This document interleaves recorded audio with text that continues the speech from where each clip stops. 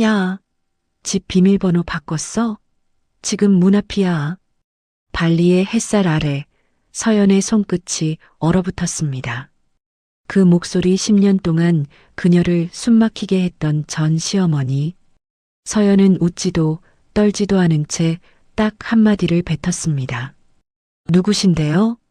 그리고 끊었습니다.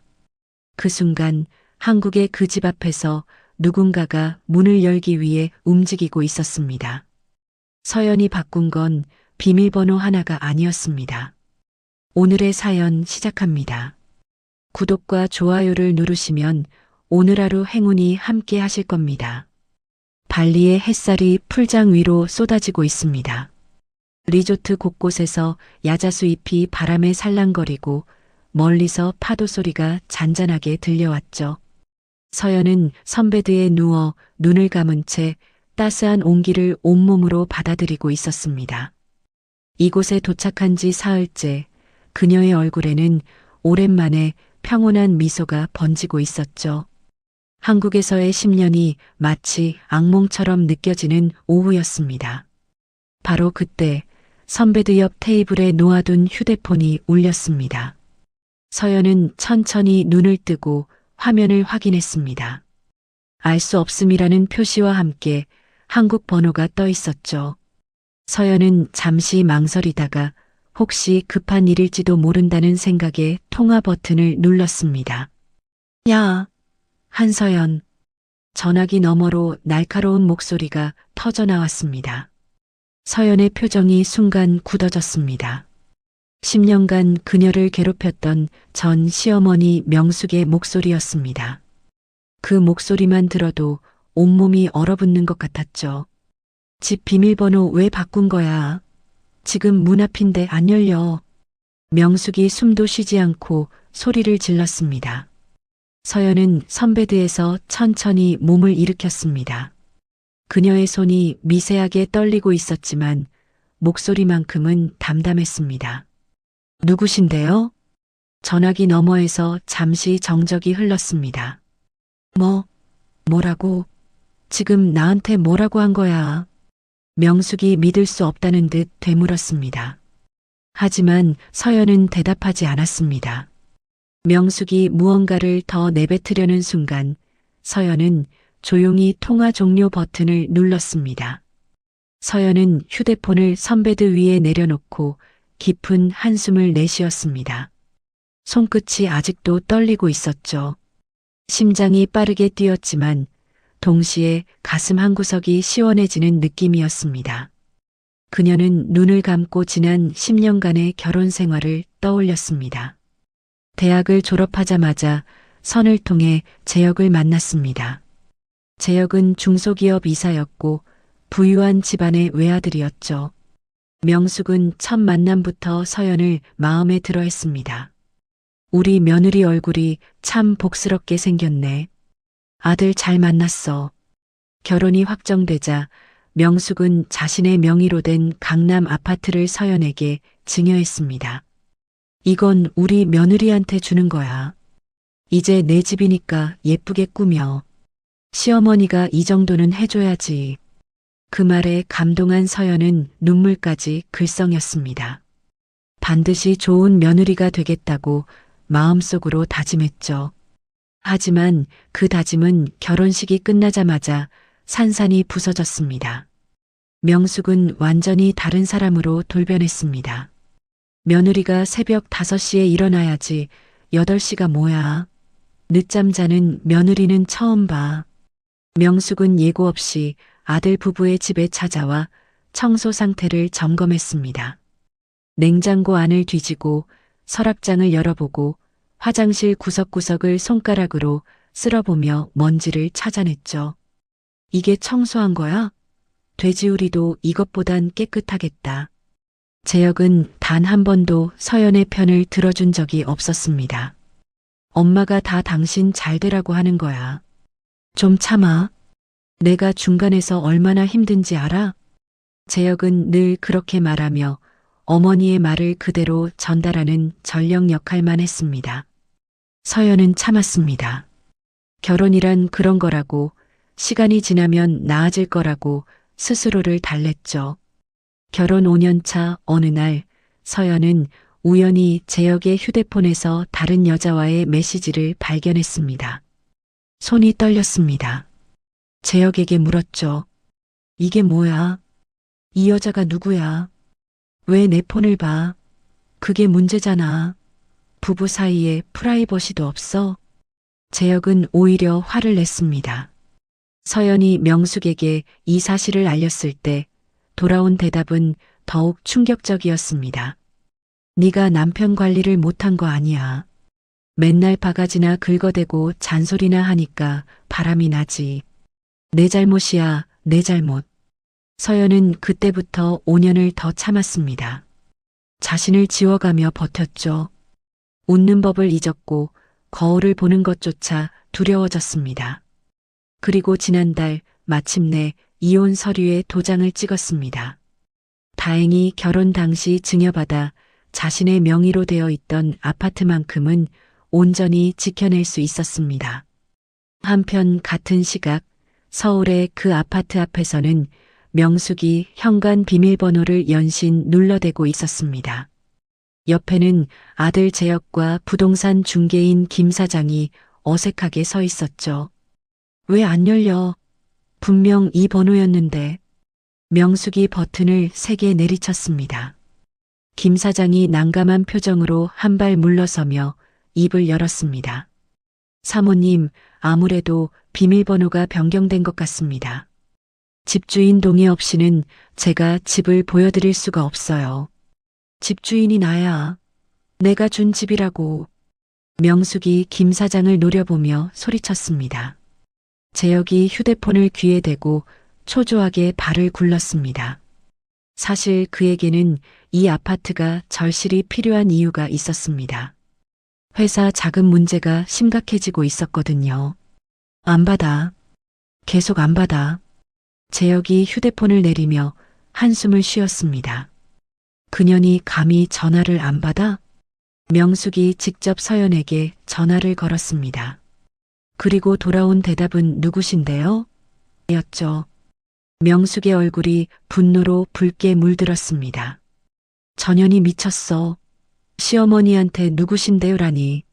10년을 어떻게 키웠는데. 명숙이 현관문을 주먹으로 쾅쾅 내리쳤습니다. 김 사장이 당황하며 주위를 살폈습니다. 사모님, 일단 진정하시고요.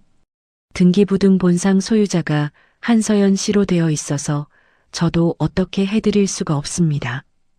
그러니까 그게 잘못된 거라고. 원래 내 집이었어. 결혼할 때 잠깐 이름만 빌려준 건데 전현이 꿀꺽한 거야. 재혁이 어머니의 팔을 잡았습니다. 어머니, 일단 오늘은 돌아가요. 이러면 안 돼요. 다른 방법을 찾아봐야죠. 난 여기서 기다릴 거야. 그년이 올 때까지 꼼짝 안 해. 명숙이 현관문 앞에 버티고 섰습니다. 재혁은 어머니의 얼굴을 살폈습니다.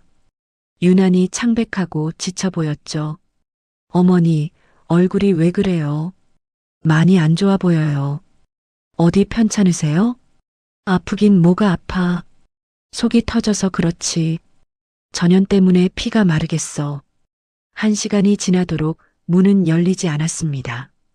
결국 명숙은 분을 사귀지 못한 채 재혁의 부축을 받으며 아파트를 떠났습니다. 엘리베이터 안에서 명숙이 갑자기 휘청거리며 벽에 기댔습니다. 어머니. 재혁이 놀라서 어머니를 붙잡았습니다. 괜찮아, 괜찮아. 잠깐 어지러워서 그래. 별거 아니야. 명숙이 손을 내저었습니다. 재혁은 걱정스러운 눈으로 어머니를 바라봤지만 명숙은 괜찮다는 말만 되풀이하며 아들의 손을 뿌리쳤습니다. 경비실에서 이 모든 상황을 지켜보던 경비원 박 씨가 혼잣말을 중얼거렸습니다. 그 며느리분 맨날 울면서 들어오더니 이혼하고 나서 처음으로 웃는 얼굴 봤는데 잘된 거야, 잘된 거. 며칠 전 밝은 표정으로 여행 가방을 끌고 나가던 서연의 모습이 떠올랐습니다. 박 씨는 고개를 절레절레 흔들며 경비실 문을 닫았습니다. 발리의 리조트에서 서연은 베이킹 클래스에 참여하고 있었습니다.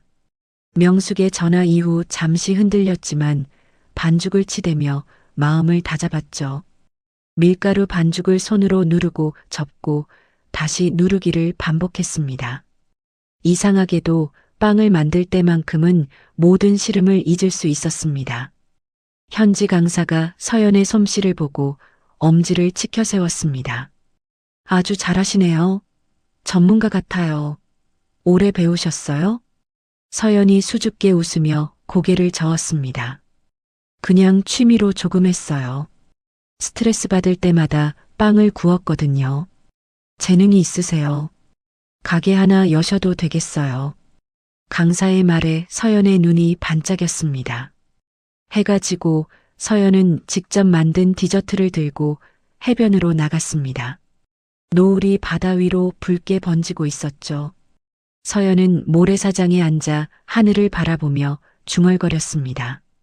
언젠가 내 가게를 열어야지. 내 이름으로 된 작은 베이커리 카페. 이제 내 인생을 살 거야.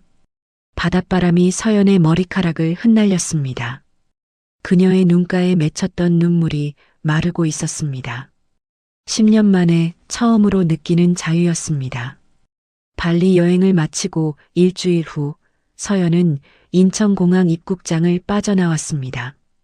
캐리어를 끌며 출구로 향하던 서연의 발걸음이 멈췄습니다. 게이트 앞에 재혁이 서 있었습니다. 서연은 눈을 의심했지만 분명 재혁이 맞았죠. 재혁이 어색하게 웃으며 다가왔습니다. 여행 잘 다녀왔어? 짐 무겁겠다. 내가 들어줄게. 재혁이 캐리어 손잡이에 손을 뻗었습니다. 서연이 한 발 물러서며 캐리어를 자기 쪽으로 당겼습니다. 됐어. 왜 여기 있어? 어머니가 중요한 얘기가 있으시대. 한 번만 만나줘. 얼굴 보고 얘기하자고. 할 얘기 없어. 이혼했잖아. 남남이야 우리. 서연이 재혁을 지나쳐 택시 승강장으로 향했습니다. 재혁이 뒤따라오며 서연의 팔을 잡았습니다. 서연아, 아파트 문제 원만하게 해결하자. 그게 서로 좋잖아. 어머니가 많이 화나 계셔. 이대로 가면 법적으로 갈 수밖에 없어. 서연이 재혁의 손을 뿌리치며 돌아섰습니다. 그녀의 눈에 10년간 쌓인 감정이 서려 있었죠. 법적으로? 그래, 그렇게 해. 그 집은 증여받을 때부터 법적으로 내 명이야. 이혼할 때도 정당하게 인정받았고, 뭘 어떻게 하겠다는 건데. 재혁이 당황하며 말을 더듬었습니다. 그게 사실 어머니가 그 집을 팔아서 내 사업 자금으로 쓰려고 했거든. 회사 사정이 좀 안 좋아져서. 서연이 씁쓸하게 웃었습니다. 결국 돈이었습니다. 10년 동안 참고 견뎠던 세월이 고작 아파트 한 채 값이었던 거죠. 그래서 나한테 집을 내놓으라고? 결혼 선물로 준 집을 이혼했으니까 토해내라고? 서연아, 그런 뜻이 아니라. 재혁 씨, 우리 이제 남이야. 다시는 연락하지 마. 서연이 택시에 올라타며 문을 닫았습니다. 택시가 출발하고 서연은 창밖으로 점점 작아지는 재혁을 바라봤습니다. 결혼 생활 동안 그는 단 한 번도 자신의 편이 아니었습니다. 이혼을 결심한 것이 옳았다는 확신이 더욱 굳어졌죠. 집에 도착한 서연은 현관 비밀번호를 또 한 번 변경했습니다. 그리고 인터넷으로 보안업체를 검색해 현관에 CCTV를 설치하기로 했죠. 이제 그 누구도 함부로 자신의 공간을 침범하게 두지 않을 겁니다. 그날 저녁 서연은 스트레스를 풀기 위해 주방에 섰습니다. 밀가루와 버터, 달걀을 꺼내 마들렌 반죽을 만들기 시작했죠. 빵을 굽는 것은 그녀에게 유일한 위안이었습니다. 반죽을 섞고 틀에 붓고 오븐에 넣는 동안 복잡한 생각들이 조금씩 정리되었습니다. 초인종이 울렸습니다. 서연이 현관 화면을 확인하니 대학 동창 지은이 환하게 웃고 있었죠. 왔어? 문 열어. 서연이 문을 열자 지은이 와인 한 병을 들고 들어왔습니다. 여행 선물 받으러 왔지. 어머, 무슨 냄새가 이렇게 좋아? 마들렌 구웠어. 같이 먹자. 두 사람은 거실 소파에 앉아 와인을 마시며 마들렌을 나눠 먹었습니다. 지은이 서연의 얼굴을 살피며 말했습니다. 얼굴이 많이 좋아졌다. 발리 다녀오길 정말 잘했어. 여행 전에는 귀신 같았거든. 그랬어? 응. 눈에 생기가 없었어. 근데 지금은 달라.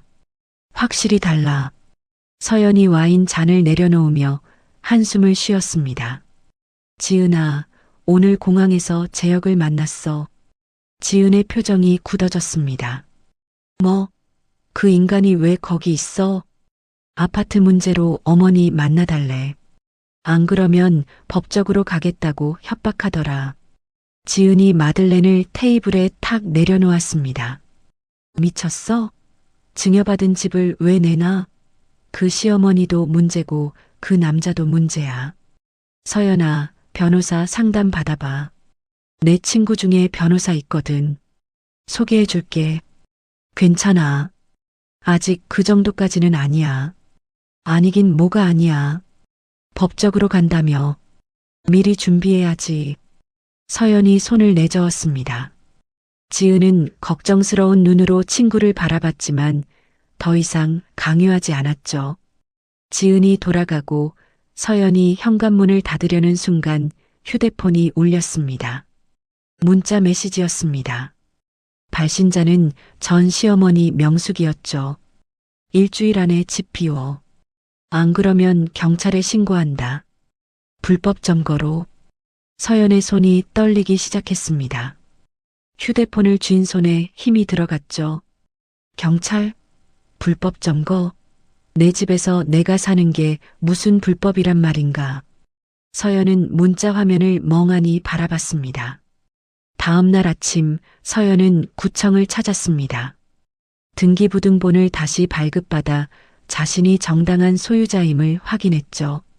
서류를 들고 구청을 나서던 서연은 낯익은 얼굴을 마주쳤습니다. 같은 아파트 한 층 위에 사는 정 여사였습니다. 어머, 서연 씨 아니에요? 아, 정 여사님. 안녕하세요. 정 여사가 주위를 살피더니 목소리를 낮췄습니다. 며칠 전에 서연 씨 시어머니. 아, 이제 전 시어머니시구나. 그분이 부동산 사람들이랑 오셔서 난리를 치셨어요. 네. 복도에서 큰 소리로 며느리 욕을 하시는데 다른 집 분들도 다 들으셨어요. 관리사무소에 민원도 들어갔고요. 하도 소란스러워서 서연의 얼굴이 창백해졌습니다. 자신이 모르는 사이에 명숙이 온 동네에 자신의 흉을 보고 다녔던 겁니다. 알려주셔서 감사합니다. 정 여사님. 서연은 애써 담담하게 인사했지만 속은 부글부글 끓어올랐습니다. 집으로 돌아온 서연은 바로 관리사무소에 전화를 걸었습니다. 그날 복도 CCTV 영상 좀 확보해 주실 수 있을까요? 소유주 확인이 필요하고 개인정보 관련 절차가 있어서요. 서류를 좀 준비해 주셔야 합니다. 서연이 필요한 서류 목록을 메모하고 있을 때 현관벨이 울렸습니다. 화면에는 낯선 남자 2명이 서 있었습니다. 서연이 인터폰 버튼을 눌렀습니다. 누구세요? 법원에서 나왔습니다. 서류 전달해 드리러 왔어요. 서연의 심장이 쿵 내려앉았습니다. 떨리는 손으로 문을 열고 서류를 받아들었죠. 소장이었습니다. 명숙이 서연을 상대로 제기한 소유권 이전 등기 말소 청구 소송. 서연은 다리에 힘이 풀려 현관에 주저앉았습니다. 소장을 읽어 내려갔죠. 명숙은 아파트를 증여할 당시 자신이 치매 초기 상태여서 판단 능력이 없었다고 주장하고 있었습니다. 따라서 증여는 무효이며 아파트를 돌려받아야 한다는 내용이었죠. 치매라고?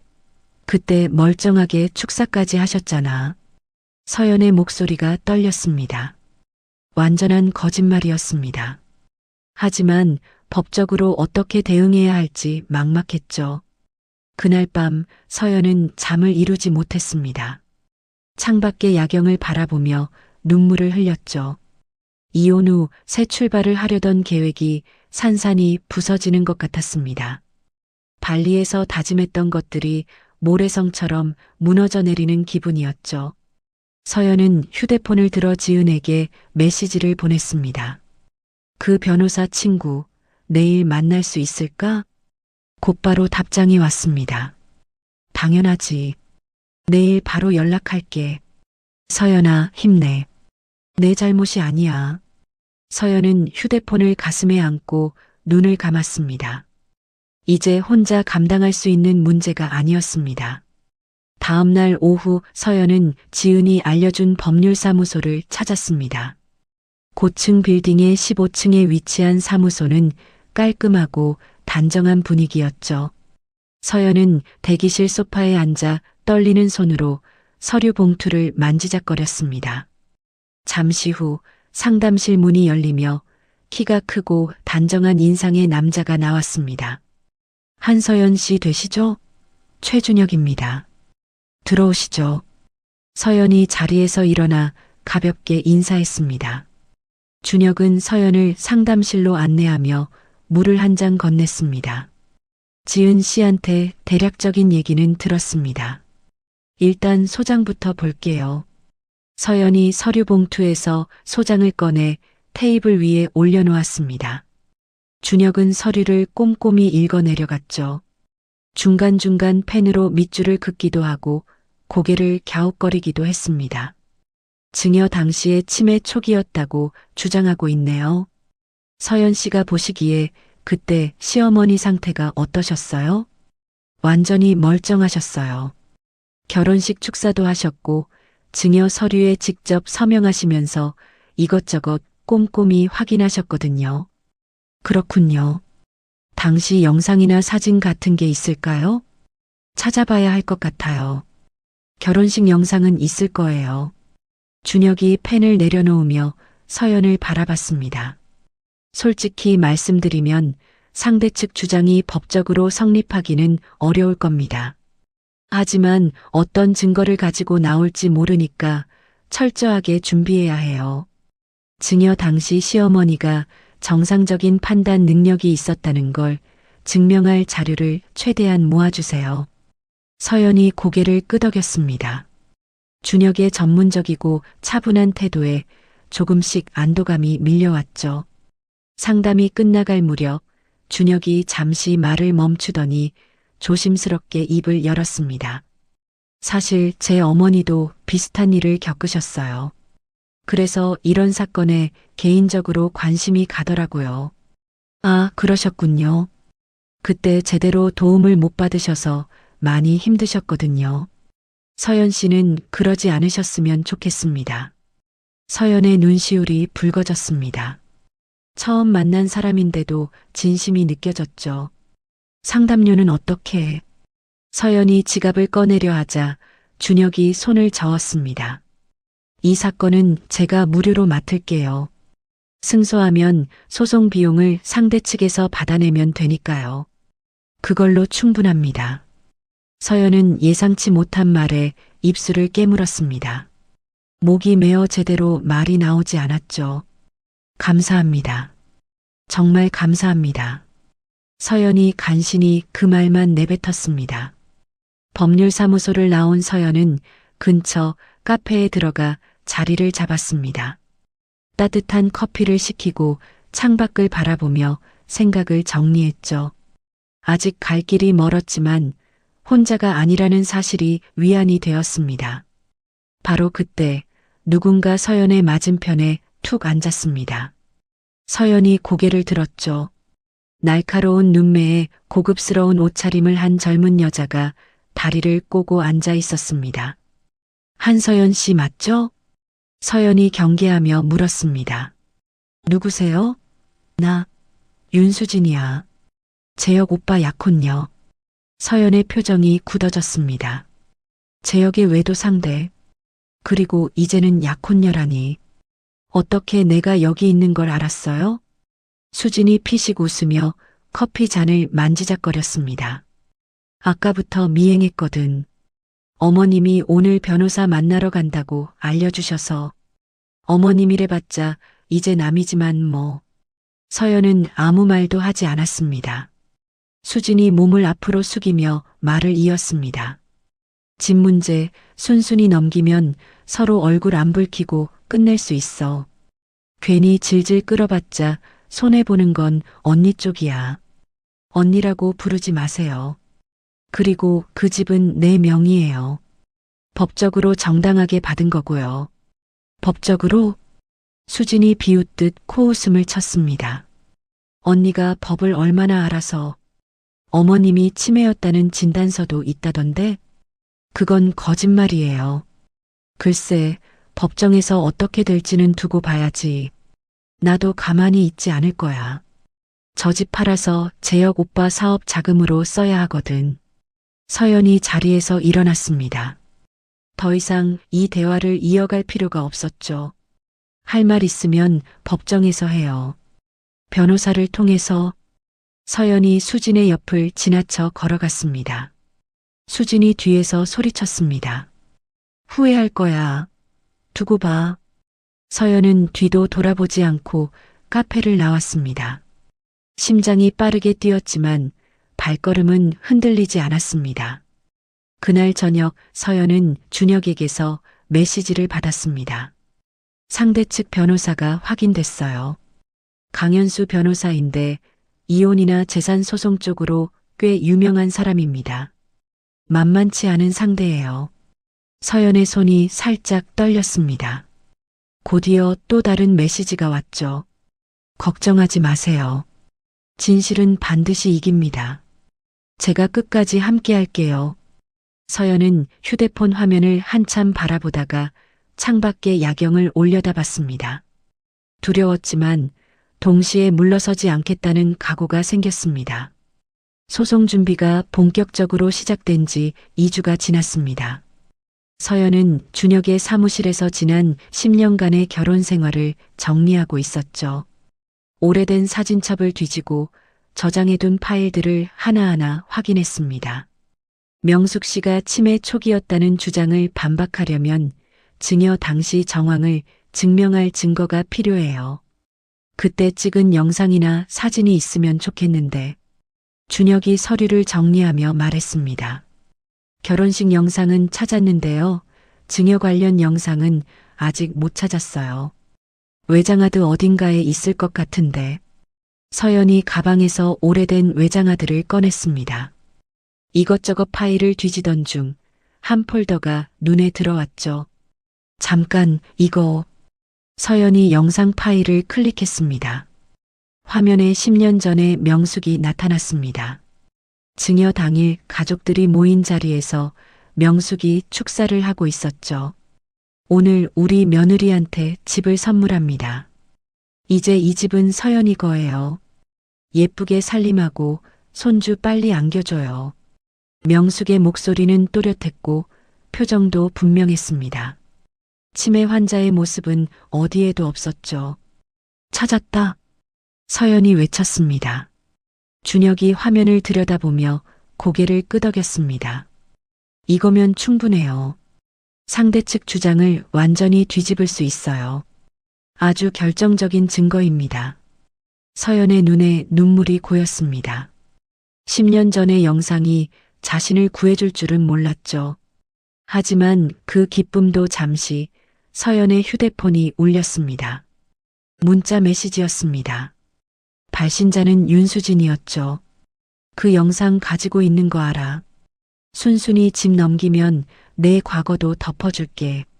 서연의 얼굴이 창백해졌습니다. 과거라는 단어에 심장이 쿵 내려앉았죠. 결혼 전 잠시 신용불량자였던 일이 떠올랐습니다. 서연 씨, 무슨 일이에요? 준혁이 걱정스럽게 물었습니다. 서연은 잠시 망설이다가 휴대폰 화면을 준혁에게 보여줬습니다. 준혁의 눈이 가늘어졌죠. 협박이네요. 발신자가 누구예요? 윤수진이요. 제 역시 약혼녀요. 준혁이 고개를 끄덕이며 말했습니다. 이 문자 절대 지우지 마세요. 증거로 쓸 수 있어요. 그리고 과거라는 게 뭔지 말씀해 주실 수 있어요? 서연은 깊은 숨을 내쉬고 입을 열었습니다. 대학 때 아버지 사업이 실패했어요. 제가 보증을 섰다가 신용불량자가 됐었어요. 지금은 다 해결됐지만 이미 해결된 문제면 소송과는 전혀 관계없어요. 상대 측이 이걸로 흔들려고 해도 법적으로는 아무 의미가 없습니다. 동요하지 마세요. 준혁의 단호한 말에 서연의 어깨가 조금 내려갔습니다. 오히려 이 협박 문자가 상대 측에 불리한 증거가 될 수 있어요.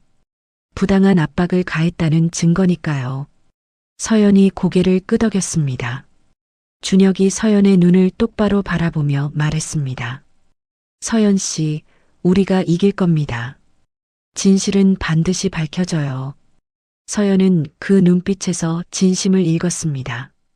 이제 두려움보다 각오가 앞섰죠. 첫 번째 재판 기일이 일주일 앞으로 다가왔습니다. 서연은 며칠째 제대로 잠을 자지 못하고 있었죠. 눈을 감으면 법정에 선 자신의 모습이 떠올랐고 명숙의 날카로운 눈빛이 어른거렸습니다. 거울 속 얼굴은 다시 여행 전처럼 헬쑥해져 있었죠. 서연아, 제발 집에만 있지 말고 나와. 바람 좀 쐬자. 지은이 전화로 사정했습니다. 서연은 내키지 않았지만 친구의 성화에 못 이겨 집을 나섰죠. 지은이 데려간 곳은 동네 골목 안쪽에 있는 작은 카페였습니다. 여기 분위기 좋아. 커피도 맛있고.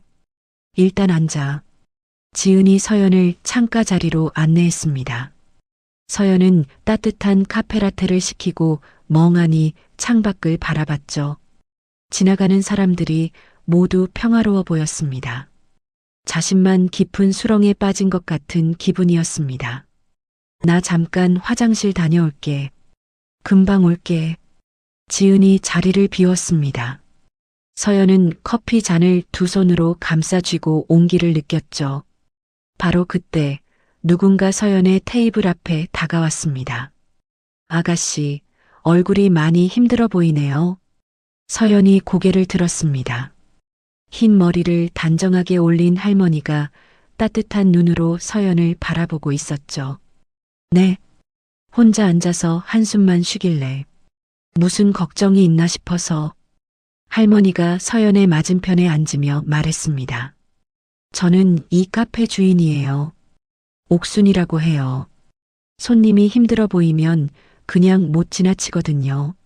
서연은 낯선 사람의 갑작스러운 관심에 당황했습니다. 하지만 옥순 할머니의 눈에는 진심 어린 걱정이 담겨 있었죠. 괜찮아요. 별일 아니에요. 별일 아닌 얼굴이 아니던데. 힘든 일 있으면 얘기해봐요. 남한테 말하면 좀 나아지기도 하거든. 옥순 할머니가 서연의 손을 가만히 잡았습니다. 주름진 손이었지만 따뜻했죠. 서연은 그 온기에 갑자기 눈물이 핑 돌았습니다. 참으려 했지만 눈물이 뺨을 타고 흘러내렸습니다. 아이고, 울지 마요. 울지 마. 옥순 할머니가 냅킨을 건네며 서연의 등을 토닥였습니다. 서연은 한참을 울다가 겨우 입을 열었죠. 요즘 좀 힘든 일이 있어서요. 자세한 건 말씀드리기 어렵지만 안 해도 돼요. 다 말 안 해도 돼. 그냥 울고 싶으면 울어요. 옥순 할머니가 부드럽게 말했습니다. 나도 젊을 때 시어머니한테 많이 당했어요. 숨이 막혀서 죽고 싶을 때도 있었지. 근데 시간이 지나니까 다 지나가더라고요. 견디면 끝이 와요. 서연이 눈물을 닦으며 고개를 들었습니다. 정말요? 그럼요. 지금은 힘들어도 반드시 나아져요. 아가씨처럼 착해 보이는 사람한테 나쁜 일만 계속되지는 않아요. 옥순 할머니가 서연의 손을 꼭 쥐었습니다. 우리 카페 자주 와요. 힘들 때마다 와서 차 한 잔 마시면 좀 나을 거야. 나는 자식이 없어서 이 카페 물려줄 사람도 없는데 아가씨처럼 따뜻한 사람이 자주 오면 좋겠어요. 서연의 마음 한구석이 따뜻해졌습니다. 처음 보는 사람인데도 왠지 모르게 위로가 되었죠. 감사합니다. 꼭 다시 올게요. 서연이 눈물을 훔치며 웃었습니다. 화장실에서 돌아온 지은이 서연의 얼굴을 보고 깜짝 놀랐죠. 야, 왜 울었어? 무슨 일이야? 아니야. 그냥 좋은 분을 만났어. 서연이 옥순 할머니를 바라보며 말했습니다. 옥순 할머니가 손을 흔들며 카운터로 돌아갔죠. 카페를 나서던 서연은 문 앞에서 낯익은 얼굴과 마주쳤습니다. 준혁이었습니다. 서연 씨? 여기 웬일이에요? 변호사님이야말로. 여기 어쩐 일이세요? 근처에서 미팅이 있었어요. 커피 한 잔 하려고 들어가려던 참이었는데 준혁이 서연의 얼굴을 살폈습니다. 많이 못 주무셨죠? 얼굴이 안 좋아 보여요. 서연이 멋쩍게 웃었습니다. 좀 그래요. 재판 생각하면 잠이 안 와서. 준혁이 잠시 생각하더니 말했습니다. 시간 되시면 저녁 같이 드실래요? 소송 얘기 말고 그냥 편하게요. 기분 전환도 될 겸. 서연은 잠시 망설이다가 고개를 끄덕였습니다. 지은이 눈치를 채고 슬쩍 물러섰죠. 난 먼저 갈게.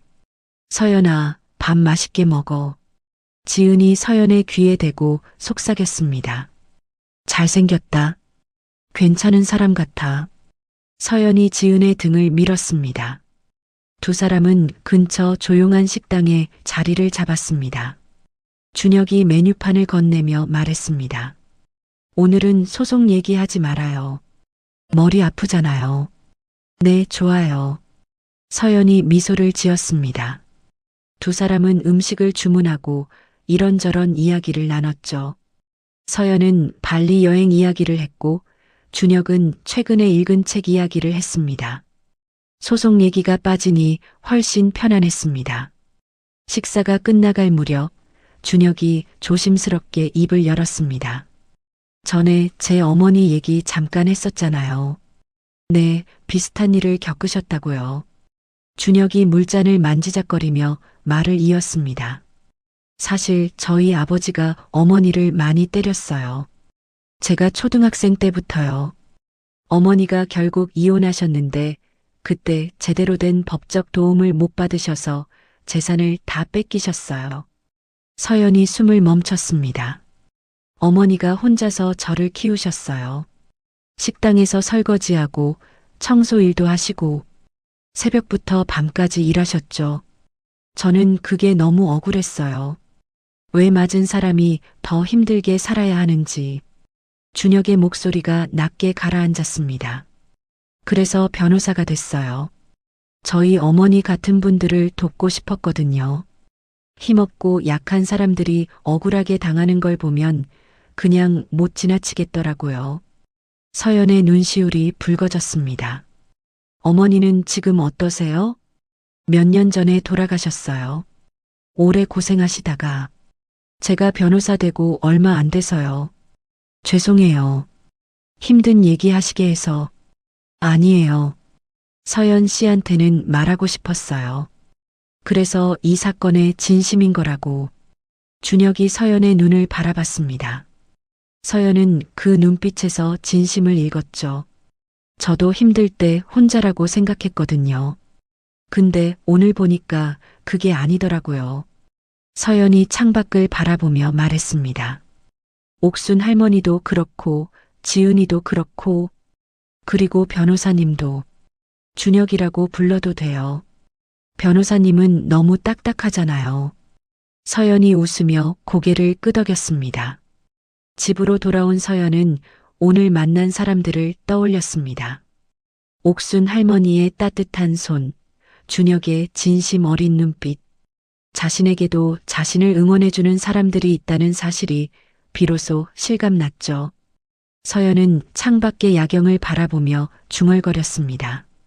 이길 수 있어. 반드시. 재판 3일 전 서연은 준혁의 사무실에서 최종 변론 준비를 하고 있었습니다. 증거 서류들을 하나하나 점검하며 빈틈이 없는지 확인했죠. 상대 측이 서연 씨 과거 신용불량 이력을 언급하며 도덕성을 공격할 가능성이 있어요. 하지만 이미 해결된 문제라 법적으로는 의미가 없으니까 당황하지 마세요. 네, 알겠어요. 그리고 수진 씨가 보낸 협박 문자를 증거로 제출할 거예요. 상대 측이 부당한 압박을 가했다는 걸 입증할 수 있으니까요. 두 사람이 눈을 마주치며 고개를 끄덕였습니다. 바로 그때 사무실 문이 벌컥 열리며 직원이 급하게 들어왔습니다. 변호사님, 중요한 제보가 들어왔어요. 제보? 준혁이 서류를 받아들었습니다. 얼굴이 점점 굳어졌죠. 이거 확실한 건가요? 제보자가 재혁 씨 회사에서 일했던 전 직원이래요. 증거 자료도 있다고 합니다. 서연이 불안한 눈으로 물었습니다. 무슨 내용이에요? 준혁이 잠시 망설이다가 입을 열었습니다. 재혁 씨가 회사 자금을 횡령했대요. 명숙 씨도 이 사실을 알고 있었고요. 이번 아파트 소송도 그 횡령금을 메우려는 목적이라고 합니다. 서연의 얼굴이 창백해졌습니다. 횡령이라고요? 아직 확인이 필요해요. 제가 아는 회계사한테 조사를 의뢰해 볼게요. 조사 결과는 재판 전날 저녁에 도착했습니다. 재혁의 회사는 심각한 재정 위기에 처해 있었고 최근 대규모 자금이 빠져나간 흔적이 있었죠. 서연은 충격을 받으면서도 결혼 생활의 조각들이 맞춰지는 것을 느꼈습니다. 재혁이 항상 돈 문제에 예민했던 이유, 명숙이 아파트에 집착했던 이유가 비로소 이해됐죠. 이 정보를 직접적인 증거로 쓰기는 어렵지만 협상 과정에서 활용할 수는 있어요. 상대 측이 왜 이렇게까지 아파트에 집착하는지 이제 알겠네요. 준혁이 서연을 바라보며 말했습니다. 내일 재판 걱정하지 마세요. 우리가 이길 겁니다. 그날 밤 서연은 침대에 누워 천장을 바라봤습니다. 내일이면 법정에서 명숙과 재혁을 마주해야 합니다. 두려움과 기대감이 뒤섞여 복잡한 마음이었죠. 서연은 눈을 감고 옥순 할머니의 말을 떠올렸습니다. 견디면 끝이 와요. 서연은 주먹을 꼭 쥐었습니다. 내일 반드시 이기겠다고 다짐하며 긴 밤을 보냈습니다. 드디어 첫 번째 재판 당일이 밝았습니다. 서연은 준혁과 함께 법원 정문을 지나 건물 안으로 들어섰죠. 복도를 걷는 동안 다리가 떨렸지만 서연은 애써 평정심을 유지했습니다. 준혁이 옆에서 조용히 말했습니다. 긴장되시죠? 괜찮아요. 제가 옆에 있으니까요. 네, 고마워요. 서연이 작게 고개를 끄덕였습니다. 법정 앞에 도착했을 때 익숙한 얼굴들이 먼저 와 있었습니다. 명숙이 재혁과 수진을 양옆에 두고 서 있었죠. 명숙이 서연을 발견하자 눈을 가늘게 뜨며 다가왔습니다. 얼굴이 유난히 수척해 보였지만 눈빛만큼은 여전히 날카로웠죠. 어디서 변호사를 구해왔는지 모르겠지만 소용없어. 오늘 내 꼴 좋게 되는 거 두고 봐. 명숙이 비아냥거렸습니다. 서연은 눈을 피하지 않고 담담하게 시선을 마주했습니다. 법정에서 뵙겠습니다. 서연이 짧게 대답하고 준혁과 함께 법정 안으로 들어갔습니다. 수진이 뒤에서 코웃음을 쳤지만 서연은 뒤돌아보지 않았죠. 재판이 시작되었습니다. 판사가 양측의 변론 기회를 주자 명숙 측 강 변호사가 먼저 일어났습니다. 재판장님, 원고 박명숙 씨는 10년 전 아파트를 증여할 당시 치매 초기 상태였습니다. 따라서 판단 능력이 온전하지 않은 상태에서 이루어진 증여는 무효입니다. 강 변호사가 서류를 제출했습니다. 이것은 원고의 치매 진단서입니다. 판사가 서류를 받아들고 검토했습니다. 준혁이 자리에서 일어났죠. 재판장님, 해당 진단서는 최근에 발급된 것입니다. 10년 전 증여 당시의 상태를 증명하기에는 적절하지 않습니다. 증여가 이루어진 시점에 원고가 정상적인 판단 능력을 가지고 있었다는 증거가 필요합니다. 판사가 고개를 끄덕이며 강 변호사를 바라봤습니다. 원고 측 증여 당시의 상태를 증명할 자료가 있습니까? 강 변호사가 잠시 머뭇거렸습니다. 현재로서는 해당 진단서가 전부입니다. 준혁이 서류 가방에서 USB를 꺼냈습니다. 재판장님, 피고 측에서 증거를 제출하겠습니다. 이것은 10년 전 증여식 당일에 촬영된 영상입니다. 법정에 설치된 화면에 영상이 재생되기 시작했습니다. 10년 전의 명숙이 화면에 나타났죠. 가족들이 모인 자리에서 명숙은 환하게 웃으며 서 있었습니다. 오늘 우리 며느리한테 집을 선물합니다. 이제 이 집은 서연이 거예요. 앞으로 예쁘게 살림하고 손주 빨리 안겨줘요. 영상 속 명숙의 목소리는 또렷했고 표정도 분명했습니다. 방청석에서 웅성거림이 일어났죠. 명숙의 얼굴이 창백해졌습니다. 준혁이 말을 이었습니다. 보시다시피 원고는 증여 당시 완전히 정상적인 상태였습니다. 축사 내용도 논리적이고 목소리도 또렷합니다. 치매 초기 환자의 모습이라고 보기 어렵습니다. 판사가 영상을 다시 한번 확인하며 고개를 끄덕였습니다. 준혁이 추가 서류를 제출했죠. 재판장님, 추가로 제출할 증거가 있습니다. 이것은 원고 측 관계자가 피고에게 보낸 협박 문자입니다. 강 변호사의 표정이 굳어졌습니다. 수진이 방청석에서 몸을 움찔했죠. 문자 내용을 보시면 원고 측이 피고에게 부당한 압박을 가했음을 알 수 있습니다. 그 영상 가지고 있는 거 알아. 순순히 집 넘기면 내 과거도 덮어줄게. 이것은 명백한 협박입니다.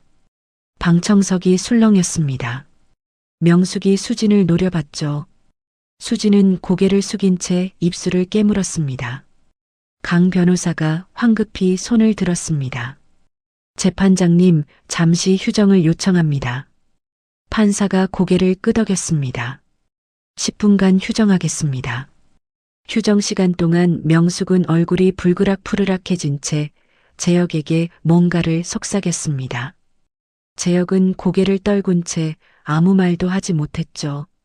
수진은 눈치를 보며 한쪽 구석에 서 있었습니다. 준혁이 서연에게 다가와 말했습니다. 상황이 우리한테 유리하게 흘러가고 있어요. 이대로만 가면 이길 수 있어요. 서연의 눈시울이 붉어졌습니다. 처음으로 이길 수 있다는 희망이 생겼죠. 고마워요, 준혁 씨. 정말 고마워요. 아직 끝난 거 아니에요. 마지막까지 집중해요. 재판이 재개되었습니다. 강 변호사가 마지막 카드를 꺼내 들었죠. 재판장님, 피고 한서연 씨는 과거 신용불량자였던 이력이 있습니다. 이런 사람이 증여를 받을 자격이 있었는지 의문입니다. 서연의 손이 떨렸습니다. 하지만 준혁이 바로 일어났죠. 재판장님, 피고의 과거 채무는 이미 완납되었으며 현재 신용 상태는 정상입니다. 이것은 본 소송과 전혀 관계가 없는 사안입니다. 상대 측이 피고의 도덕성을 문제 삼으려는 의도로 보입니다. 판사가 강 변호사를 바라봤습니다. 원고 측 주장은 본 소송의 쟁점과 무관합니다. 다른 주장이 있습니까? 강 변호사가 할 말을 잃고 자리에 앉았습니다. 명숙이 이를 악물었죠. 판사가 양측을 번갈아 보며 입을 열었습니다. 양측의 변론을 모두 들었습니다. 현재까지 제출된 증거로 볼 때 원고 측 주장을 인정하기 어렵습니다. 최종 판결은 2주 후 기일에 내리겠습니다. 법정을 나서는 서연의 발걸음이 가벼워졌습니다. 아직 끝난 건 아니었지만 승리가 눈앞에 보이는 것 같았죠. 2주 후 최종 판결 기일이 돌아왔습니다. 서연은 준혁과 함께 다시 법정에 섰습니다. 심장이 두근거렸지만 첫 재판 때와는 다른 떨림이었죠. 판사가 판결문을 읽기 시작했습니다. 원고 박명숙의 청구를 기각합니다.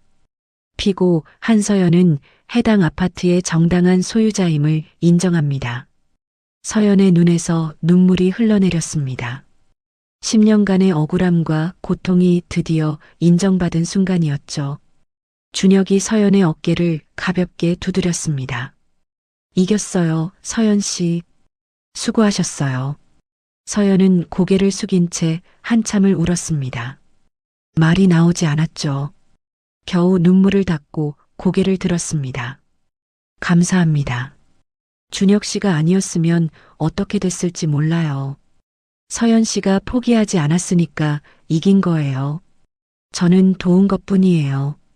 법원 로비로 나온 서연은 바로 지은에게 전화를 걸었습니다.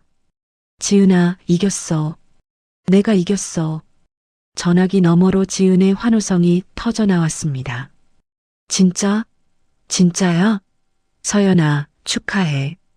당장 축하 파티하자. 오늘 저녁에 만나자. 서연은 전화를 끊고 오랜만에 진심으로 웃었습니다. 그날 저녁 서연은 작은 레스토랑에서 축하 모임을 열었습니다. 지은과 준혁 그리고 옥순 할머니까지 초대했죠. 테이블 위에는 샴페인과 케이크가 놓여 있었습니다. 서연 씨, 정말 축하해요. 고생 많으셨어요. 옥순 할머니가 서연의 손을 잡으며 말했습니다. 서연의 눈에 또 눈물이 고였죠. 할머니, 그때 카페에서 해주신 말씀 덕분에 버틸 수 있었어요. 감사합니다. 내가 뭘 했다고. 다 서연 씨가 잘해서 그런 거지. 지은이 샴페인을 따르며 말했습니다. 자, 오늘의 주인공 한서연을 위하여. 건배. 네 사람이 잔을 부딪혔습니다. 샴페인 거품이 잔 위로 넘쳤죠. 식사를 하던 중 옥순 할머니가 서연에게 물었습니다. 서연 씨, 이제 뭘 하고 싶어요? 앞으로 계획이 있어요? 서연이 잠시 생각하다가 입을 열었습니다. 사실 오랫동안 꿈꿔온 게 있어요. 작은 베이커리 카페를 열고 싶어요. 제가 직접 빵을 굽고 손님들한테 따뜻한 음식을 대접하는 거요. 옥순 할머니의 눈이 반짝였습니다. 역시 그럴 줄 알았어. 서연 씨한테서 그런 재능이 느껴졌거든요. 처음 만났을 때부터. 준혁이 미소를 지으며 말했습니다. 좋은 꿈이네요. 가게 열 때 법적으로 필요한 거 있으면 언제든 말씀하세요. 도와드릴게요. 지은이 손을 번쩍 들었습니다. 나는 인테리어 도와줄게. 내가 원래 그쪽으로 좀 안목이 있거든. 서연이 세 사람을 바라보며 가슴이 벅차올랐습니다. 이렇게 따뜻한 사람들에게 둘러싸여 있다는 사실이 믿기지 않았죠. 고마워요. 다들 정말 고마워요. 모임이 끝나고 준혁이 서연을 집까지 바래다 주었습니다. 아파트 현관 앞에서 준혁이 잠시 머뭇거렸죠. 저기 서연 씨. 네. 앞으로도 종종 연락해도 될까요? 소송은 끝났지만 그냥 안부도 궁금하고. 서연이 미소를 지었습니다. 그럼요. 연락하세요. 저도 준혁 씨 덕분에 많이 의지가 됐어요. 준혁의 얼굴에 환한 웃음이 번졌습니다. 그럼 들어가세요. 푹 쉬시고요. 서연은 준혁에게 손을 흔들고 집 안으로 들어갔습니다. 현관문을 닫고 거실을 둘러봤죠.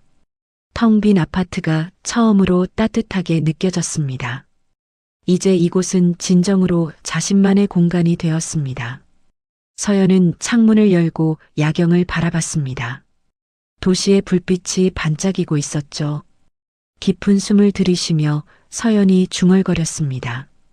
이제 진짜 시작이야. 내 인생을 살 거야. 서연의 얼굴에 오랜만에 진정한 평화로움이 깃들었습니다. 판결 후 한 달이 지났습니다. 서연은 베이커리 카페 창업 준비로 바쁜 나날을 보내고 있었죠. 부동산을 돌아다니며 가게 자리를 물색하고 인테리어 업체와 미팅을 잡고 새로운 레시피를 연구했습니다. 밤마다 주방에서 빵을 굽는 서연의 얼굴에는 생기가 돌았죠. 그날도 서연은 집에서 시그니처 케이크 레시피를 테스트하고 있었습니다. 오븐에서 달콤한 냄새가 퍼져나올 때 휴대폰이 울렸죠. 화면에 뜬 이름은 이재혁이었습니다. 서연은 잠시 망설이다가 전화를 받았습니다. 여보세요. 서연아.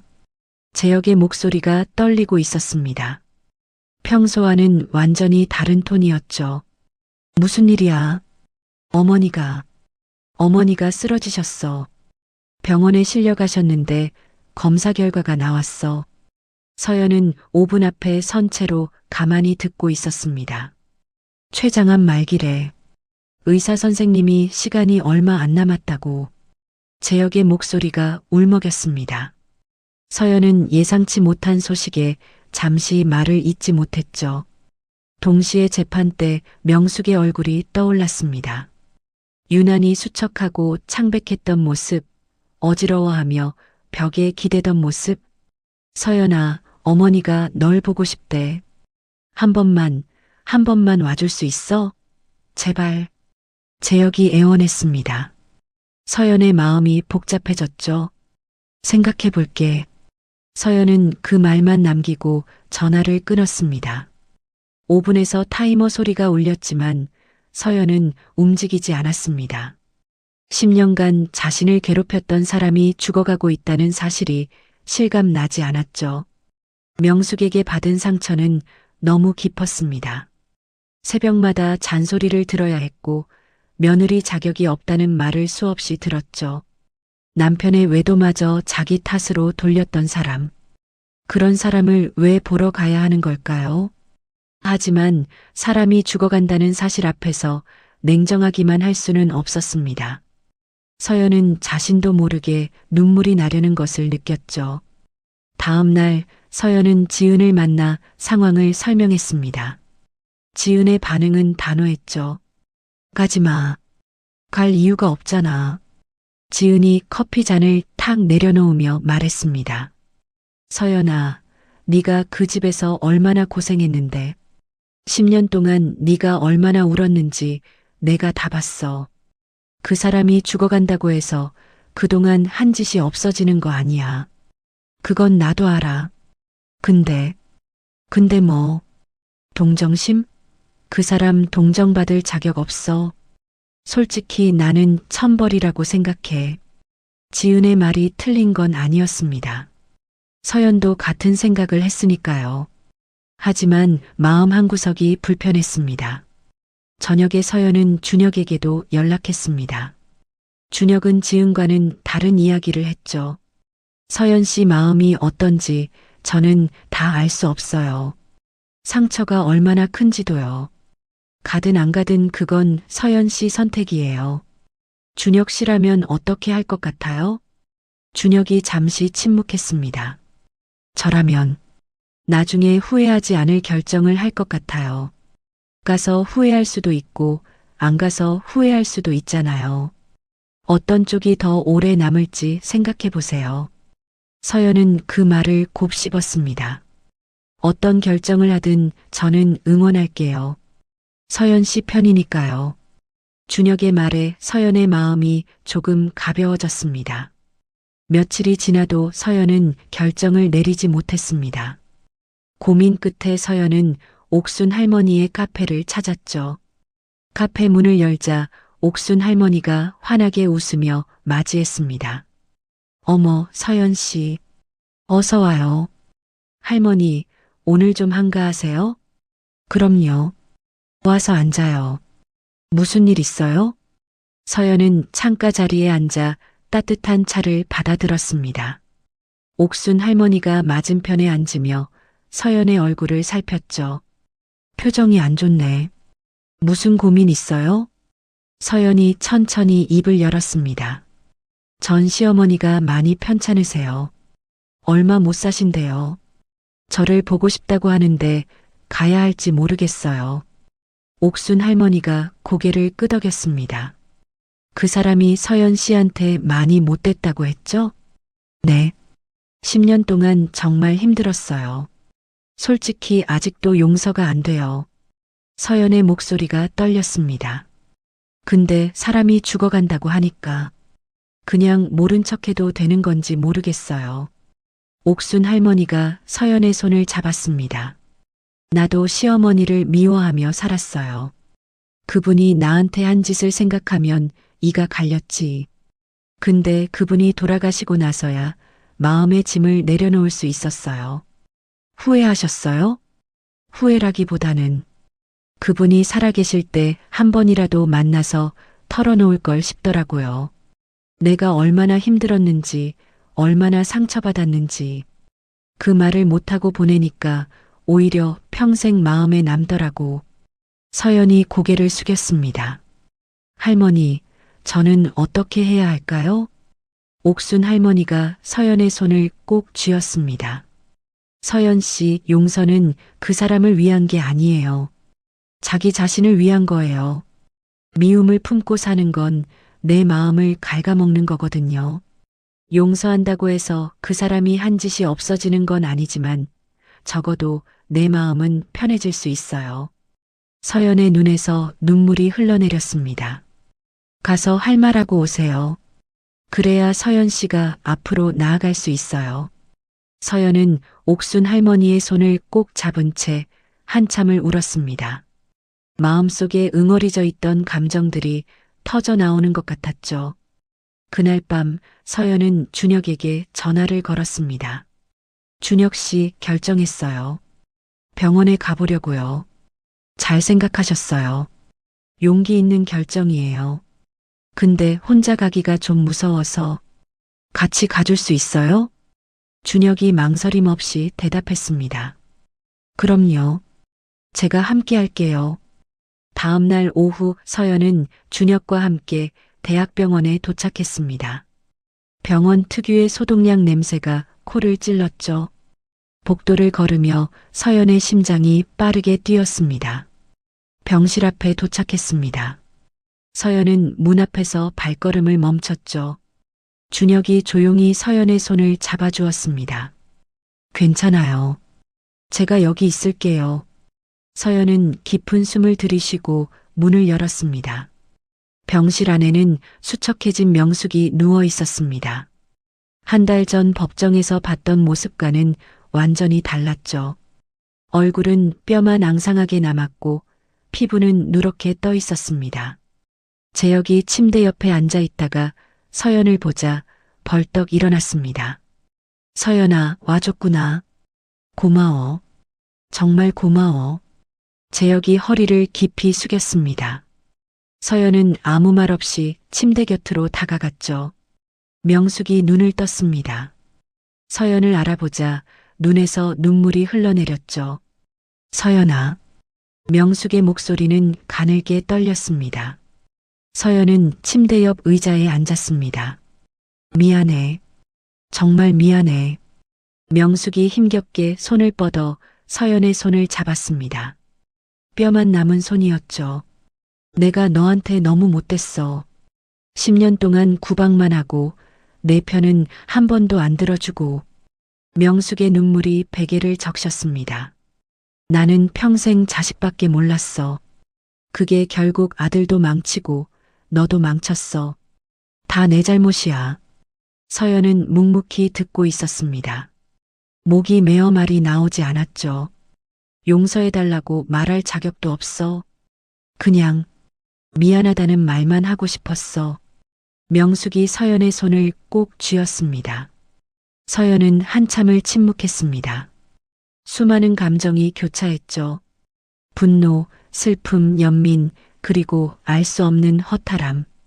서연이 천천히 입을 열었습니다. 어머니, 과거는 바꿀 수 없어요. 제가 받은 상처도 쉽게 사라지지 않을 거예요. 명숙이 눈을 감았습니다. 하지만 원망하면서 살고 싶지는 않아요. 그건 저한테도 너무 힘든 일이니까요. 명숙이 다시 눈을 떴습니다. 눈물이 더 많이 흘러내렸죠. 고마워. 고마워, 서연아. 서연은 명숙의 손을 가만히 잡아주었습니다. 병실을 나온 서연을 재혁이 복도까지 따라왔습니다. 서연아, 정말 고마워. 어머니가 저렇게 우는 건 처음 봤어. 서연은 재혁을 바라봤습니다. 재혁의 얼굴도 많이 초췌해져 있었죠. 나도 너한테 사과해야 해. 결혼 생활 내내 내 편을 못 들어줬어. 외도한 것도 어머니 편만 든 것도 다 내 잘못이야. 재혁이 고개를 숙였습니다. 회사 일도 결국 다 들통났어. 다 잃었어. 집도 돈도 수진이도 떠났어. 다 내가 받아야 할 뻘이야. 서연은 가볍게 고개를 끄덕였습니다. 잘 살아, 재혁 씨. 서연은 그 말만 남기고 돌아섰습니다. 더 이상 할 말은 없었죠. 병원을 나서는 서연의 발걸음이 가벼워졌습니다. 마음 한구석에 무겁게 눌려있던 돌덩이가 조금 덜어진 기분이었죠. 서연 씨, 괜찮아요? 준혁이 걱정스럽게 물었습니다. 네. 오히려 속이 시원해요. 함께 와줘서 고마워요. 서연이 준혁을 바라보며 웃었습니다. 서연 씨 정말 대단해요. 용서할 수 있는 용기를 가진 사람은 많지 않거든요. 서연이 쑥스럽게 고개를 저었습니다. 용서라기보다는 그냥 놓아주는 거예요. 저를 위해서요. 집으로 돌아온 서연은 거울 속 자신의 얼굴을 바라봤습니다. 눈이 부어 있었지만 표정은 편안했죠. 이제 진정으로 과거와 작별할 준비가 되었습니다. 서연은 창밖을 바라보며 중얼거렸습니다. 내일부터 다시 시작이야. 내 꿈을 향해서. 명숙을 방문한 지 2주 후 서연은 재혁에게서 전화를 받았습니다. 명숙이 새벽에 눈을 감았다는 소식이었죠. 서연은 한참을 말없이 서 있다가 검은 옷을 꺼내 들었습니다. 장례식장은 조문객들로 붐비고 있었습니다. 서연이 들어서자 재혁의 친척들이 수군거리기 시작했죠. 저 여자가 며느리였던 애 아니야? 이혼하고도 뻔뻔하게 왔네. 서연은 그 소리를 못 들은 척 걸음을 옮겼습니다. 영정 사진 앞에 서서 묵념을 올렸죠. 사진 속 명숙은 환하게 웃고 있었습니다. 재혁이 다가왔습니다. 눈이 퉁퉁 부어 있었죠. 서연아, 와줬구나. 정말 고마워. 그래. 어머니가 마지막까지 너 얘기를 하셨어. 서연이한테 사과를 전해달라고. 그게 유언이었어. 재혁의 목소리가 떨렸습니다. 어머니가 그러셨어. 자기 때문에 내 인생이 힘들어졌다고. 다음 생에는 좋은 시어머니로 만나고 싶다고. 서연은 아무 말 없이 고개를 끄덕였습니다. 목이 메어 말이 나오지 않았죠.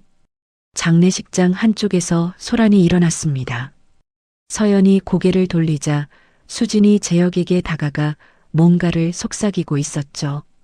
재혁의 표정이 굳어졌습니다. 수진 씨, 여기서 이러지 마. 오빠, 나 지금 급해. 돈이 필요하다고. 어머님 돌아가셨으니까 유산 정리되면. 유산? 무슨 유산? 나한테 남은 거 없어. 빚밖에 없다고. 재혁이 수진의 손을 뿌리쳤습니다. 다시는 연락하지 마. 우리 끝이야. 수진의 얼굴이 일그러졌습니다. 주변 사람들의 시선을 의식한 수진이 이를 악물고 장례식장을 빠져나갔죠. 서연은 그 모습을 멀찍이서 지켜봤습니다.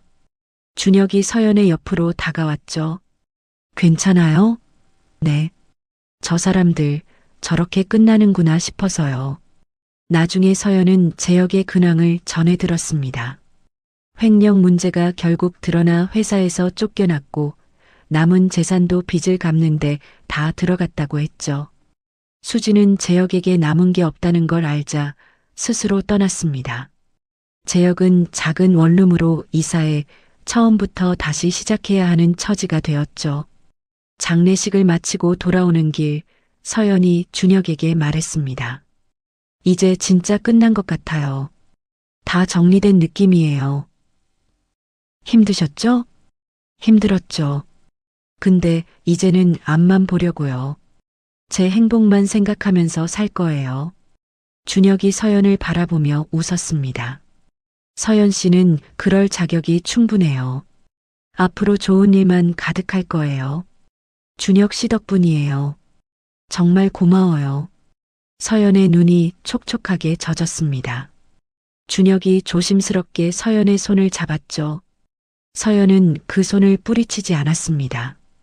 그로부터 며칠 후 서연은 본격적으로 베이커리 카페 창업 준비에 착수했습니다. 준혁이 소개해준 부동산을 통해 마음에 드는 가게 자리를 찾았죠. 골목 안쪽에 있는 아담한 공간이었습니다. 여기 어때요? 너무 크지도 작지도 않고 분위기도 좋아요. 부동산 중개인이 가게 안을 보여주며 말했습니다. 서연은 텅 빈 공간을 천천히 둘러봤죠. 햇살이 창문을 통해 들어오고 있었습니다. 여기로 할게요. 서연의 대답에 준혁이 환하게 웃었습니다. 좋은 선택이에요. 서연 씨한테 딱 어울려요. 계약을 마친 후 서연은 지은과 함께 인테리어 계획을 세웠습니다. 벽지 색깔부터 조명, 테이블 배치까지 하나하나 정했죠. 여기다 커다란 거울을 달고 저쪽에는 꽃을 놓으면 예쁘겠다. 지은이 노트에 그림을 그리며 말했습니다. 그리고 케이크 진열장은 입구 바로 옆에 두는 게 좋을 것 같아. 들어오자마자 눈에 띄게. 좋아. 내 말대로 할게. 서연이 웃으며 고개를 끄덕였습니다. 밤마다 서연은 새로운 레시피를 연구했습니다. 시그니처 케이크, 마들렌, 스콘, 크루아상. 오븐에서 빵이 구워지는 냄새가 집 안가득 퍼졌죠. 준혁은 틈틈이 서연의 가게 준비를 도왔습니다. 페인트 칠을 하고 가구를 옮기고 서류 작업을 챙겼죠. 두 사람은 자연스럽게 더 많은 시간을 함께 보내게 되었습니다. 가게 오픈 한 달 전 서연은 새벽까지 준비 작업을 하다가 가게에서 잠들어 버렸습니다. 다음 날 아침 누군가 서연의 어깨를 가볍게 흔들었죠. 서연 씨, 일어나요. 서연이 눈을 떴습니다. 준혁이 커피와 빵이 담긴 봉투를 들고 서 있었죠. 여기서 잤어요? 감기 걸리겠다. 작업하다가 깜빡 잠들었나 봐요. 서연이 부스스한 머리를 쓸어 올리며 일어났습니다. 준혁이 커피를 건네며 말했습니다. 너무 무리하지 마요. 몸이 먼저예요. 괜찮아요. 이 정도는. 서연이 웃으며 커피를 받아들었습니다. 준혁이 잠시 망설이더니 입을 열었죠. 서연 씨, 사실 계속 하고 싶었던 말이 있어요. 네. 처음 만났을 때부터. 아니, 그보다 더 전부터요. 서연 씨한테 특별한 감정이 있었어요. 서연의 심장이 빠르게 뛰기 시작했습니다. 변호사와 의뢰인 사이라서 말을 못했는데 이제 그 관계는 끝났잖아요. 서연 씨, 저랑 사귀어 줄 수 있어요? 준혁의 눈이 진지했습니다. 서연은 그 눈을 한참 바라봤죠. 사실 나도 준혁 씨한테 특별한 감정이 있었어요. 내 편이 되어줘서 고마웠고 옆에 있어줘서 든든했어요. 준혁의 얼굴에 환한 웃음이 번졌습니다. 두 사람은 처음으로 연인으로서 서로의 손을 잡았죠. 가게 오픈 준비 마지막 주 서연은 시범 운영으로 지인들을 초대했습니다. 지은, 준혁, 옥순 할머니, 그리고 동네 이웃들이 모였죠. 서연이 직접 만든 빵과 케이크가 테이블 위에 가득 놓였습니다. 우와, 이거 서연 씨가 직접 만든 거예요? 대박. 빵집보다 맛있어. 손님들의 반응이 뜨거웠습니다. 옥순 할머니가 서연의 손을 잡으며 말했죠. 서연 씨, 정말 잘했어요. 내가 예전에 카페 물려줄 사람이 없어서 고민이라고 했잖아요. 근데 서연 씨가 직접 가게를 차리니까 오히려 더 기뻐요. 이제 나는 편하게 은퇴할 수 있겠어요. 옥순 할머니의 눈가가 촉촉해졌습니다. 지은이 서연을 꼭 안아주며 말했습니다. 서연아, 1년 전 생각나? 울면서 이혼 서류에 도장 찍던 거. 그때 네가 이렇게 될 줄 누가 알았겠어. 지은아, 네가 없었으면 여기까지 못 왔어. 고마워. 두 친구의 눈에 눈물이 글썽였습니다. 시식회가 끝나고 준혁이 서연에게 물었습니다. 가게 이름은 뭐로 정했어요? 서연이 미소를 지으며 대답했습니다. 다시 봄. 새로운 시작이라는 뜻이에요. 내 인생에 새로운 봄이 왔으니까요. 예쁜 이름이에요. 서연 씨한테 딱 어울려요. 간판이 설치되는 날, 서연은 가게 앞에 서서 올려다봤습니다. 분홍색 배경에 하얀 글씨로 쓰인 다시 봄. 서연의 눈에서 눈물이 흘러내렸죠. 드디어 내 가게가 생겼어. 내 이름으로 된 가게. 준혁이 서연의 옆에 서서 함께 간판을 바라봤습니다. 서연 씨, 정말 축하해요. 여기까지 오느라 고생 많았어요. 준혁 씨 덕분이에요. 앞으로도 함께 해줄 거죠? 당연하죠. 평생 서연 씨 편이에요. 두 사람이 손을 맞잡았습니다. 봄바람이 살랑거리며 두 사람의 머리카락을 흩날렸죠. 서연은 간판을 다시 한번 올려다봤습니다. 1년 전 발리에서 꾸었던 꿈이 현실이 되었습니다. 이제 진짜 새로운 시작이었죠. 다시 봄 그랜드 오픈 당일이 밝았습니다. 가게 앞에는 축하 화환들이 줄지어 서 있었죠. 서연은 떨리는 손으로 앞치마 끈을 메고 유리문 앞에 섰습니다. 자, 문 열자. 서연이 깊은 숨을 내쉬며 문을 열었습니다. 첫 번째 손님으로 옥순 할머니가 들어왔죠. 서연 씨, 축하해요. 드디어 열었네. 옥순 할머니가 서연을 꼭 안아주었습니다. 서연의 눈에 눈물이 그렁그렁 맺혔죠. 할머니, 와주셔서 감사해요. 내가 첫 손님이 되고 싶어서 새벽부터 기다렸어요. 옥순 할머니가 씩씩하게 웃었습니다. 이어서 지은이 큰 꽃다발을 들고 들어왔죠. 서연아, 축하해. 오늘 대박 나야 한다. 지은아, 고마워. 준혁도 정장 차림으로 들어오며 손에 든 쇼핑백을 내밀었습니다. 개업 선물이에요. 앞치마인데 서연 씨한테 어울릴 것 같아서. 서연이 쇼핑백을 열어보니 분홍색 레이스가 달린 앞치마가 들어 있었죠. 서연의 얼굴에 환한 웃음이 번졌습니다. 오전 내내 손님들이 끊이지 않았습니다. 서연이 직접 만든 시그니처 케이크와 마들렌이 날개 돋친 듯 팔려나갔죠. 점심때쯤 되자 누군가 가게 사진을 찍어 올린 게시물이 퍼지기 시작했습니다. 여기 빵 진짜 맛있어요. 사장님이 직접 구우시는 거래요. 분위기도 예쁘고 맛도 좋아요. 강추. 오후가 되자 가게 앞에 대기줄이 생겼습니다. 서연은 정신없이 움직이며 주문을 받고 빵을 포장하고 커피를 내렸죠.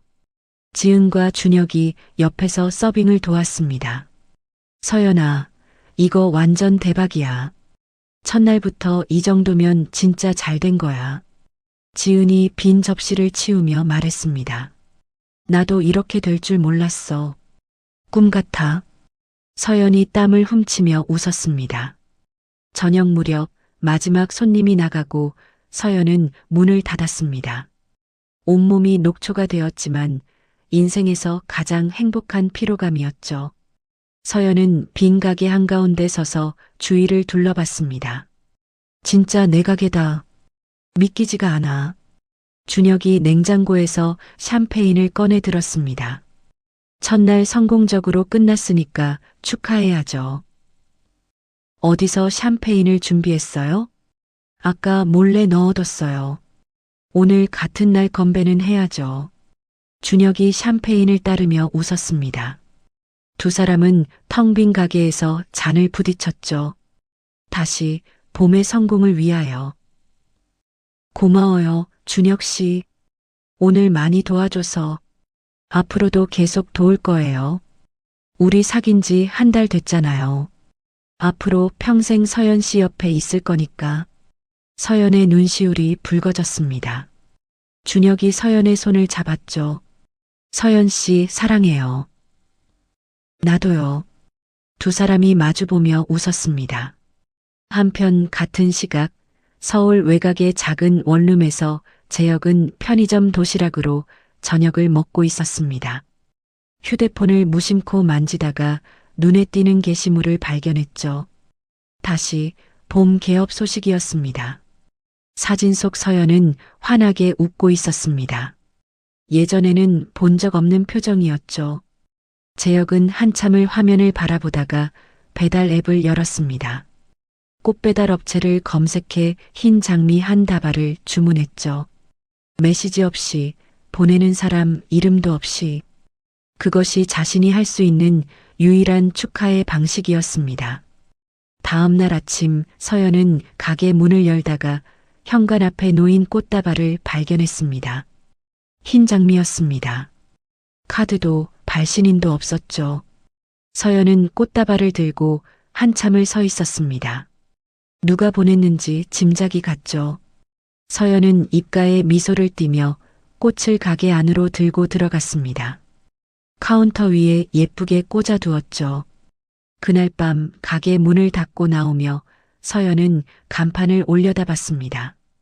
다시 봄이라는 글씨가 은은한 조명 아래 빛나고 있었죠. 서연은 1년 전을 떠올렸습니다. 발리에서 받은 전화, 그리고 자신이 내뱉은 그 한마디. 누구신데요?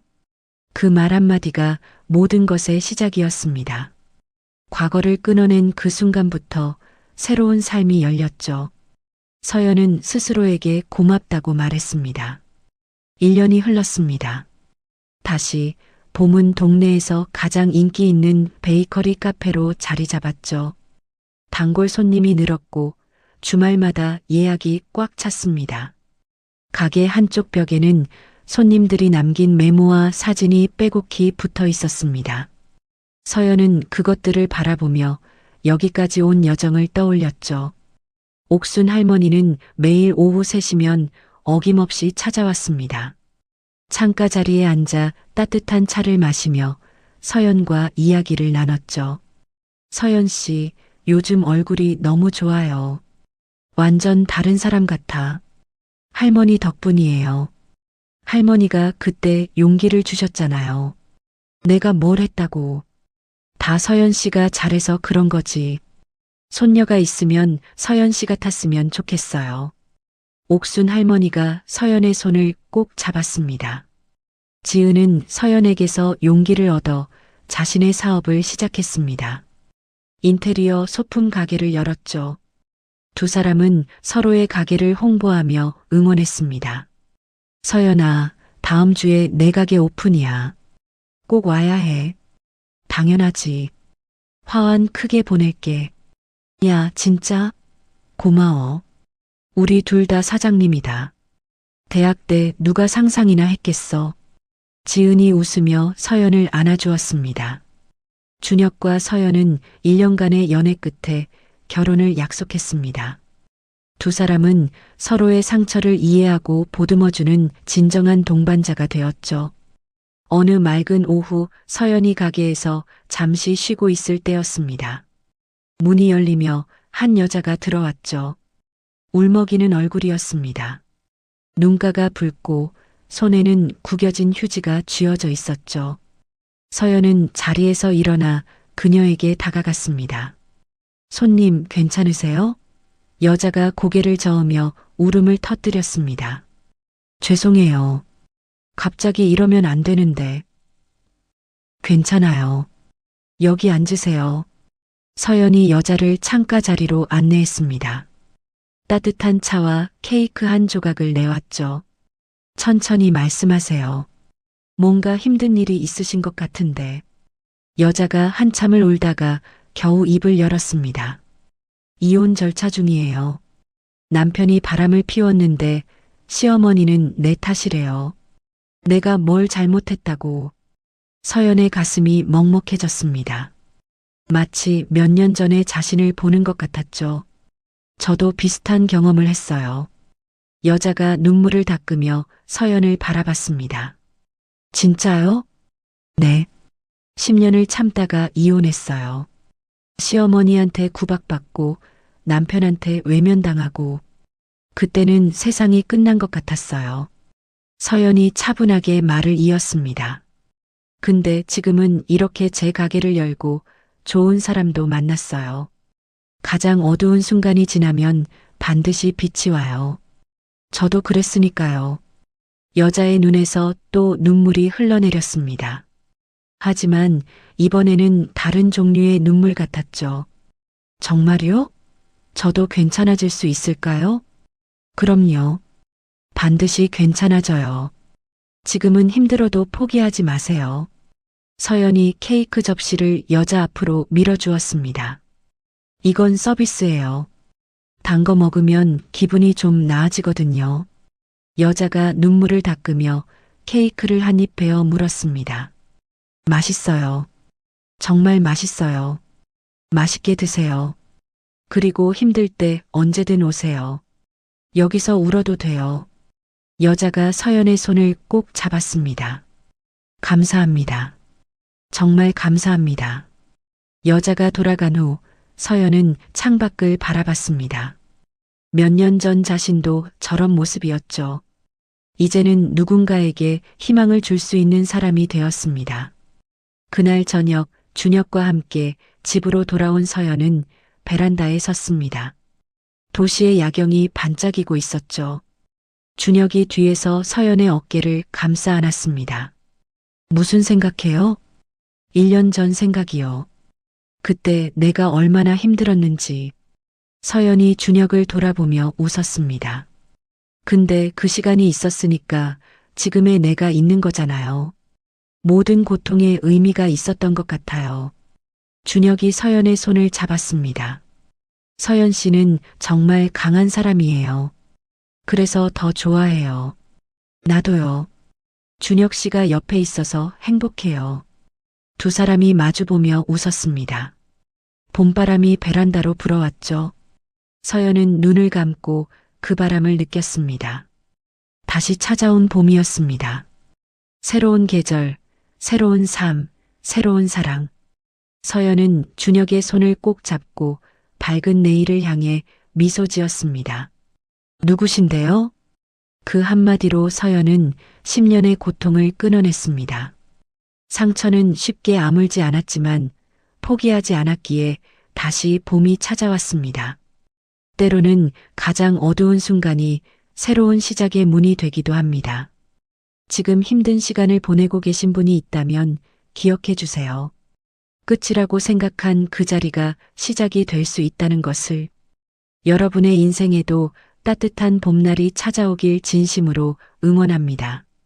이야기를 끝까지 들어주신 분이 계시다면 구독과 잘 들었다고 댓글 하나만 남겨주세요. 새로운 이야기가 나오면 제일 먼저 전해드리겠습니다. 감사합니다.